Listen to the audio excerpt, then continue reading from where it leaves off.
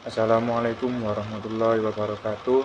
Kami dari kelompok 6 yang terdiri dari Mas Muhammad Dafaranu dan saya sendiri yaitu Krisna Ilyasa Batistuta akan menerangkan mengenai peran institusi sosial dalam menumbuhkan pendidikan multikultural. Baik, untuk yang pertama yaitu kita akan membahas mengenai pengertian dari institusi sosial. Institusi sosial ini bisa dikatakan juga sebagai lembaga sosial. Artinya apa? Institusi sosial merupakan sistem norma dan sistem hubungan sosial antar masyarakat untuk mencapai serangkaian tujuan dan cita-cita bersama. Jadi institusi sosial ini adalah sebuah sistem atau sebuah norma yang dibentuk oleh masyarakat atau digunakan oleh antar masyarakat sosial untuk mencapai tujuan bersama. Kemudian institusi sosial juga dapat diartikan sebagai sistem dari proses sosial yang menyatukan antara tata kelakuan dan hubungan sosial yang terpusat pada aktivitas yang bertujuan untuk memenuhi kebutuhan hidup masyarakat sebagai makhluk sosial maupun makhluk ekonomi. Jadi dalam institusi sosial atau lembaga sosial itu ada yang namanya menyatukan atau mempersatukan antara kelakuan dengan hubungan antar masyarakat. Jadi tujuannya apa? Yaitu untuk memenuhi kebutuhan hidup masyarakat itu sendiri. Baik itu sebagai makhluk sosial yang dimana masyarakat itu saling membutuhkan serta makhluk ekonomi, yaitu untuk kesejahteraan masyarakat itu sendiri. Kemudian yang kedua ada yang namanya fungsi institusi sosial atau lembaga sosial. Yang pertama ada fungsi manifest, fungsi yang disadari dan menjadi harapan bagi masyarakat. Jadi fungsi manifest ini adalah fungsi utama atau fungsi yang diharapkan dengan adanya lembaga sosial. Jadi misal ada lembaga agama, itu diharapkan juga dapat mengatur umat beragama. Nah, seperti itu. Kemudian yang kedua ada fungsi laten, fungsi yang tidak disadari dan bukan tujuan utama dari lembaga sosial. Fungsi laten ini merupakan fungsi yang ada tetapi tidak tampak dan tidak diharapkan oleh orang banyak. Upaya pencegahan terhadap hal-hal yang kemudian terjadi seperti kemungkinan terjadinya konflik, anggapan negatif masyarakat sekitar, penyimpangan, dan lain sebagainya. Jadi fungsi laten ini tidak menjadi fungsi yang utama, namun ada dan tidak diharapkan oleh banyak orang dalam lembaga sosial tersebut. Contohnya ya seperti tadi, yaitu kemungkinan adanya konflik atau anggapan negatif tentang masyarakat dan penyimpangan-penyimpangan yang ada dalam lembaga sosial tersebut.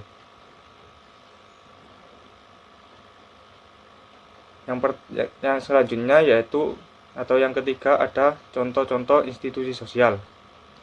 Yang pertama ada lembaga pendidikan. Lembaga pendidikan ini dapat diartikan sebagai lembaga atau tempat terjadinya suatu proses pendidikan. Nah, contohnya sekolah, pesantren, atau mungkin sekolah formal maupun secara tidak formal atau non formal. Kemudian ada lembaga agama. Nah, lembaga agama ini contohnya adalah MUI, mungkin dalam agama Kristen, Katolik itu pasti ada lembaganya sendiri. Yang kemudian ada lembaga keluarga, yang setiap rumah pasti ada lembaga keluarga yang dimana yang sebagai ketuanya atau kepala keluarganya adalah seorang ayah.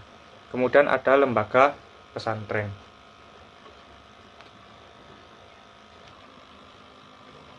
Kemudian yang pertama di sini saya akan membahas mengenai salah satu dari lembaga pendidikan yaitu mengenai sekolah. Yang pertama yaitu pengertian dari sekolah sendiri. Menurut Kamus Besar Bahasa Indonesia atau KBBI, sekolah adalah lembaga atau bangunan yang dipakai untuk aktivitas belajar dan mengajar sesuai dengan jenjang pendidikannya. SD, SLTP, SLTA atau SD, SMP, dan SMA. Jadi sekolah ini bisa diartikan sebagai lembaga ataupun merupakan bangunan. Jika sebagai lembaga, maka di dalamnya itu terdapat penyatuan atau mempersatukan antara tata kelakuan dan hubungan sosial antar warga sekolah. Nah, kalau bangunan itu berarti ya bangunan sekolahnya. Dan di dalamnya itu dapat aktivitas belajar serta mengajar antara guru serta siswa sesuai dengan jenjang pendidikannya, itu SD, SMP, ataupun SMA. Nah, sekolah ini tidak hanya sekolah formal saja, melainkan juga ada sekolah non-formal.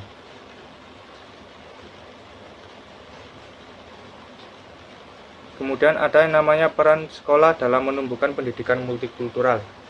Jadi, sekolah sebagai lembaga pendidikan, maka di sekolah tersebut juga memiliki peran untuk menumbuhkan pendidikan multikultural yang sesuai dengan bangsa Indonesia, yang dimana Indonesia dikenal sebagai negara yang multikultural dengan banyaknya budaya, agama, suku, ras, bahasa, dan lainnya. Jadi sekolah-sekolah ini juga memiliki peran untuk mengajarkan bagaimana para peserta didik ini bisa menerima akan adanya perbedaan yang ada di Indonesia ini. Jadi nanti tidak akan ada yang namanya rasisme ataupun penyimpangan-penyimpangan atau adanya pelecehan terhadap suatu suku ataupun suatu agama, atau adanya penistaan terhadap suatu agama. Yaitu yang pertama, peran sekolah, yaitu sekolah berperan menyiapkan peserta didik untuk menghadapi masyarakat multikultural. Jadi peserta ini, sekolah ini, baik itu warga sekolah semuanya, guru ataupun yang lainnya, itu memiliki peran untuk mengajarkan kepada peserta didik mereka untuk menerima, untuk menghadapi bahwa kita ini hidup di Indonesia tidak hanya satu suku ataupun satu agama, melainkan banyak-banyak suku, banyak agama, dan yang lainnya. Jadi siswa itu diberikan pelajaran bagaimana menyikapi adanya orang yang berbeda agama ataupun adanya orang yang berbeda suku, budaya, dan yang lainnya. Kemudian yang kedua adalah sekolah sebagai lembaga yang mengembangkan kurikulum dan melaksanakan proses pendidikan. Jadi di sekolah mereka juga mengembangkan kurikulum yang sesuai dengan multikulturalisme yang ada di Indonesia. Jadi kurikulum yang dikembangkan itu cocok untuk semua kalangan dari berbagai macam latar belakang, serta sebagai lembaga yang melaksanakan proses pendidikan. Jadi di dalam sekolah juga diajarkan mengenai menghormati orang-orang yang mungkin berbeda latar belakangnya, baik berbeda asal budaya ataupun sukunya ataupun agamanya. Kemudian yang ketiga adalah sekolah sebagai lembaga pemerhati dan pengembangan pemahaman lintas budaya peserta didik. Jadi sekolah tidak hanya mengajarkan atau memberikan pelajaran mengenai pendidikan multikultural, melainkan juga memperhatikan dan mengembangkan pemahaman peserta didik mengenai budaya-budaya yang ada. Jadi sekolah itu juga memperhatikan latar belakang peserta didik agar tahu bagaimana atau untuk mengembangkan kurikulum yang akan digunakan di sekolah. Selain itu juga memberikan pemahaman kepada peserta didik di sekolah tersebut bahwa di sekolah tersebut tidak hanya ada satu suku, melainkan juga banyak orang dengan latar belakang yang berbeda. Jadi siswa diberi pemahaman oleh sekolah atau warga sekolah seperti guru, staf, dan yang lainnya bahwa dalam sekolah tersebut tidak hanya ada satu suku atau satu budaya saja, melainkan juga banyak siswa yang berbeda dari latar belakang budaya, agama, ataupun sukunya. Kemudian yang keempat, peran sekolah dalam menumbuhkan pendidikan multikultural adalah guru berperan penting dalam kemajuan pendidikan multikultural di sekolah. Artinya, guru memiliki peranan dalam pelaksanaan pembelajaran multikultural di sekolah. Jadi, guru ini memiliki peran penting, di mana metode-metode atau cara-cara yang digunakan oleh guru dalam mengajar itu berperan mengenai kemajuan pendidikan multikultural di sekolah. Sebagai contoh, dalam pelaksanaan pembelajaran, guru menggunakan metode diskusi. Nah, dengan menggunakan metode diskusi ini, setidaknya guru juga memberikan pelajaran bagi siswa bahwa siswa itu berhak mengeluarkan pendapatnya masing-masing, serta berhak untuk menghargai pendapat yang berbeda dengan mereka. Selain itu, dengan metode diskusi, seorang guru itu juga bisa memberikan pelajaran bahwasanya dalam melaksanakan diskusi itu juga terdapat proses pertukaran pikiran, baik itu mengenai pendapat ataupun mengenai budaya-budaya dari latar belakang peserta didik. Baik, yang selanjutnya saya akan menjelaskan salah satu dari lembaga agama, yaitu Forum Kerukunan Umat Beragama. Nah, Forum Kerukunan Umat Beragama merupakan forum kerukunan yang dibuat oleh atau dibentuk oleh masyarakat dan difasilitasi oleh pemerintah dalam rangka membangun, memelihara, dan memberdayakan umat beragama untuk kerukunan dan kesejahteraan. Jadi forum ini dibentuk dengan oleh masyarakat dan diberikan fasilitas oleh pemerintah dengan tujuan untuk membangun serta memelihara dan memberdayakan umat beragama, baik itu agama Islam, Kristen, Katolik, Hindu, Buddha, ataupun yang lainnya. Tujuannya adalah dengan adanya forum ini diharapkan dapat terjadi kerukunan antar umat beragama. Namun selain kerukunan antar umat beragama juga terdapat kerukunan di dalam internal agama-agama itu sendiri.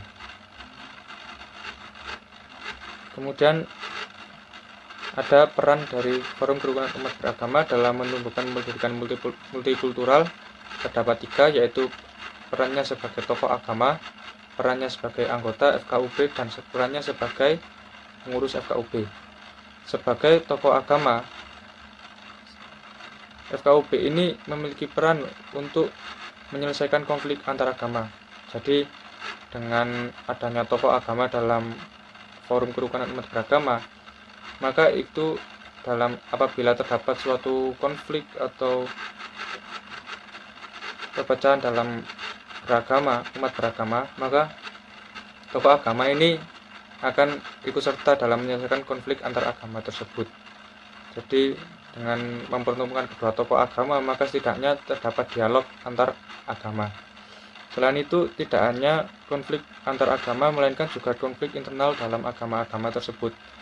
Jadi misal di dalam Islam terdapat konflik antara Syiah dengan Ahlus Sunnah ataupun yang lainnya, maka itu diperlukan tokoh-tokoh agama untuk menyelesaikan konflik-konflik tersebut. Yang kedua yaitu peran sebagai tokoh agama yaitu sebagai teladan umat. Jadi sebagai tokoh agama tentunya akan menjadi teladan bagi umat beragama. Jadi semua tingkah lakunya ataupun perbuatannya ataupun perkataannya pasti akan diikuti oleh umat beragama. Yang ketiga yaitu mengajarkan paham pluralisme. Jadi sebagai tokoh agama tidak hanya mengajarkan hubungan antara manusia dengan Tuhan, melainkan juga mengajarkan hubungan antara manusia dengan makhluk lainnya. Jadi tokoh agama ini juga mengajarkan paham pluralisme, di mana itu diajarkan atau diberikan sosialisasi bahwasanya kita hidup di Indonesia ini tidak hanya satu agama saja, melainkan banyak agama. Jadi dalam bekerja ataupun dalam hal-hal yang lainnya, bidang muamalah contohnya, nah itu kita diperbolehkan atau kita juga bisa membaur dengan orang-orang yang beragama lain. Yang kedua yaitu sebagai anggota FKUB, maka perannya adalah ikut serta dalam dialog-dialog antar agama, kemudian dialog dengan ormas-ormas keagamaan dan pemerintah. Jadi sebagai anggota FKUB maka perannya yaitu sering melaksanakan dialog antar agama ataupun dialog antar internal agama, kemudian dialog dengan ormas-ormas keagamaan, dan kemudian dialog dengan pemerintah. Nah ini apabila dilaksanakan terus-menerus, maka setidaknya terdapat koordinasi antara tokoh agama ataupun ormas keagamaan dengan pemerintah untuk saling menjaga kerukunan antar umat beragama. Dan yang terakhir yaitu sebagai pengurus FKUB, maka perannya yaitu sebagai koordinator dan komunikator antara lembaga FKUB sendiri dengan pemerintah. Jadi misal ada konflik atau akan berdialog, maka pengurus inilah yang melakukan koordinator atau koordinasi dengan pemerintah agar tercipta kerukunan di wilayah pemerintahan tersebut. Sekian dari saya. Untuk selanjutnya mengenai lembaga keluarga dan lembaga pesantren akan dijelaskan oleh teman saya, yaitu Mas Muhammad Dafa Safaranu. Kurang lebihnya saya mohon maaf. Wassalamualaikum warahmatullahi wabarakatuh.